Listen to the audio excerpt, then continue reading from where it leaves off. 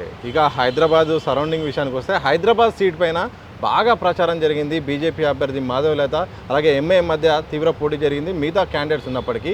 So ఎట్లా ఉండబోతుంది హైదరాబాద్ ఫలితం? ఎంఐఎం అదే అంటే వాళ్ళ విజయం మరోసారి కొనసాగుతుందా లేకపోతే ఈమె ఏమైనా బ్రేక్ చేసే అవకాశం ఉందా?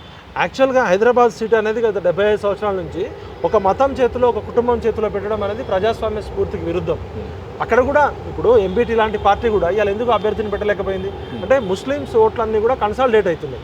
హిందువుల ఓటు బ్యాంక్ ఒక 6 to 8 lakhs ఉంది, ముస్లిమ్స్ 11 to 12 lakhs ఉన్నారు. ముస్లిమ్స్ల ఓటు బ్యాంకు కన్సాలిడేట్ అయ్యి ఒకటే పార్టీకి పడడం అనేది వాళ్ళకి స్వతహాగా అడ్వాంటేజ్ ఉంది. బట్ ఈసారి మాధవీలత గారిని పోటీలో పెట్టడం వల్ల బీజేపీ ఒక స్ట్రాంగ్ నెరేటివ్ బిల్డ్ చేసింది. మేము ఎంఐఎం మాకు బీ టీం కాదు, మేము గట్టి ఫైట్ ఇస్తామని చెప్పి దేశవ్యాప్తంగా ఒక నెరేటివ్ క్రియేట్ చేసింది. మాధవీలత గారు సోషల్ మీడియా చేసిన హల్చల్ కావచ్చు, ఆమెకి హిందుత్వం ఓట్లు కన్సాలిడేట్ చేయడంలో అసదుద్దీన్ ఓవైసీకి ఊహించని పోటీ ఇచ్చింది. మొట్టమొదటిసారి అసదుద్దీన్ ఓవైసీ తెలుగులో పాటలు రాయించుకోవడము, గుడ్లకు వెళ్ళడం అనేది మాధవీలత క్యాండిడేట్తో కొంచెం భయపడ్డ ప్రచారం చేయాల్సి వచ్చింది. గుడ్లకు కూడా వెళ్ళిండు, కాషాయం కండవా కప్పుకున్నాడు అంటేనే అంటే కొంచెం గట్టి పోటీ ఇచ్చిందని చెప్పొచ్చు. కాకపోతే ఎడ్జ్ ఎంఐఎంకి ఉంటుందని అనిపిస్తుంది.